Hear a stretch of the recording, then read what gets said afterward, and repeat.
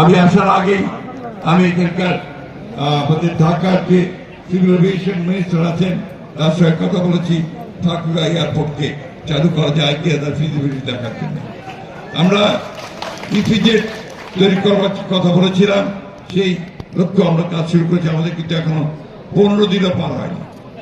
অর্থাৎ আমরা কিন্তু যে লক্ষ্যে পৌঁছতে চাই সে লক্ষ্যে পৌঁছার জন্য আমরা অত্যন্ত দ্রুততার সঙ্গে কাজ করে যাচ্ছি। আপনারা ইতিমধ্যেই সবাই জানেন যা আমাদের প্রধানমন্ত্রী যখন ঠাকুরগাঁও এসেছিলেন তিনি বলেছেন কৃষকদের 10,000 টাকা কৃষি ঋণ সুদ সহ মকুব করে দেওয়া হবে।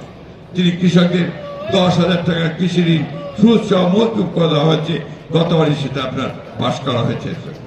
সুতরাং আমরা যে কথাগুলো বলেছিলাম সেই কথাগুলো বাস্তবায়িত করবার লক্ষ্যে আমরা দ্রুততার সঙ্গে এগিয়ে যাচ্ছি। আমাদের সবসময় মনে রাখতে হবে যে আমরা একটা অভ্যুত্থানের মধ্য দিয়ে, আমরা অনেক রক্তপাতের মধ্য দিয়ে আমরা একটা নতুন বাংলাদেশ সৃষ্টি করবার প্রত্যয় নিয়ে আজকে এগিয়ে চলেছি। আমাদের নেতা জনাব তারেক রহমান আমাদের সেই নেতৃত্ব দিচ্ছেন। আমি এই ইফতারের আগে বেশি কথা বলতে চাই না, শুধু এইটুকু বলতে চাই যে আজকে বর্ণ, গোত্র, ধর্ম সব কিছুকে একত্রে করে সকলকে সঙ্গে নিয়ে জাতীয় ঐক্য সৃষ্টি করে আমাদেরকে আমাদের জাতি গঠনের ক্ষেত্রে এগিয়ে যেতে হবে। আমরা কোনোদিনই হার মানিনি, আমরা হার মানব না।